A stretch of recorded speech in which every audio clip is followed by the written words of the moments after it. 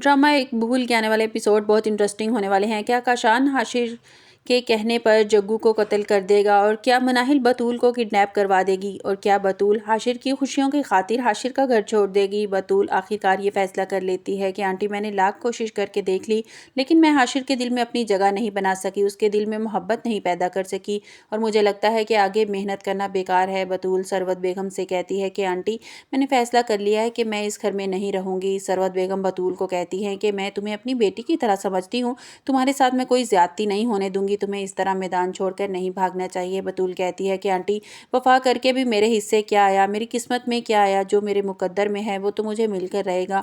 मुझे हाशिर से कोई गिला नहीं है, मैं अच्छी तरह जानती हूँ कि मैं इस पर ज़बरदस्ती मुसल्लत की गई हूँ और कब तक हाशिर की ज़िंदगी से मैं कब से हाशिर की ज़िंदगी से चली भी जाती अगर मुझे अपने माँ बाप का ख्याल ना होता। उनकी ज़िंदगी में पहले ही बहुत दुख है, मैं उन्हें और परेशान नहीं करना चाहती। मैं जब यहाँ से जाऊँगी तो मैंने फ़ैसला मैं जब यहाँ से जाऊँगी तो वो ये सदमा बर्दाश्त नहीं कर सकेंगे।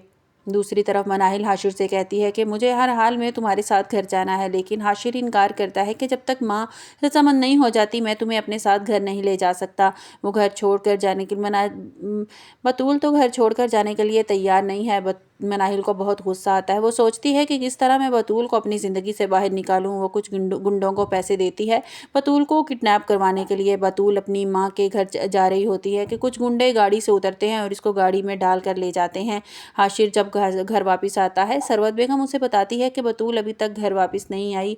वो तो मुझे कहकर गई थी कि वो रात तक वापस आ जाएगी, लेकिन इसकी अभी तक कोई खबर नहीं, इसका फ़ोन भी बंद जा रहा है। हाशिर परेशान हो जाता है कि घर फ़ोन करता है। बतूल की माँ बताती है कि बतूल तो यहाँ आई नहीं। बतूल के माँ बाप भी परेशान हो जाते हैं। हाशिर अपनी माँ से कहता है कि माँ मुझे लगता है कि हमें पुलिस स्टेशन में रिपोर्ट दर्ज करवा देनी चाहिए। सरवत बेगम भी परेशान होती है और वो यहाँ वहाँ बतूल का पता करना शुरू कर देते हैं। सरवत बेगम कहती है कि बतूल इतनी लापरवाह नहीं है कि वो हमें बताए बिना कहीं चली जाए। इतने में हाशिर को मनाहिल की कॉल आ जाती है। मनाहिल कहती है कि हाशिर आज तुमने वादा किया था ना कि तुम मेरे साथ रुकोगे, जिस पर हाशिर कहता है कि आज मैं नहीं आ सकता क्योंकि बतूल नहीं मिल रही। तो मनाहिल कहती है कि अगर वो नहीं मिल रही तो इसमें तुम्हारा क्या लेना देना है। हाशिर कहता है वो मेरी बीवी है, अगर इसकी फिक्र मैं नहीं करूँगा तो कौन करेगा। ये बात जब मनाहिल सुनती है तो इससे गुस्सा आ जाता है। वो कहती है ठीक है रहो मनाहिल के साथ, मुझे तुमसे कोई बात नहीं करनी। सरवत बेगम और हाशिर बतूल को ढूंढने की बहुत कोशिश करते हैं लेकिन बतूल की कोई खबर नहीं मिलती। पुलिस इन्वेस्टिगेशन करती है, हाशिर से पूछती है कि पुलिस इन्वेस्टिगेशन करती है और हाशिर से पूछती है कि ये हमें एक अगवा का केस लग रहा है, आप हमें ये बताएं कि आपकी किसी से ज़ाती दुश्मनी या किसी से तावान का कॉल तो नहीं आई। तो हाशिर बताता है कि अभी तक इस तरह की कोई कॉल नहीं आई। दूसरी तरफ हादिया बहुत परेशान होती है। काशान की माँ से कहती है कि मैं नहीं चाहती कि ये बच्चा काशान का क्यों इसका दुश्मन बना हुआ है, आप प्लीज़ इसे समझाएं। कि काशान की माँ कहती है अगर वो मेरी बात इतनी ही समझता होता तो वो किसी की बेटी के साथ इतना जुल्म ना करता, लेकिन तुम परेशान ना हो, मैं इससे बात करूंगी और मैं वादा करती हूँ कि मैं तुम्हारा अबॉर्शन नहीं होने दूंगी।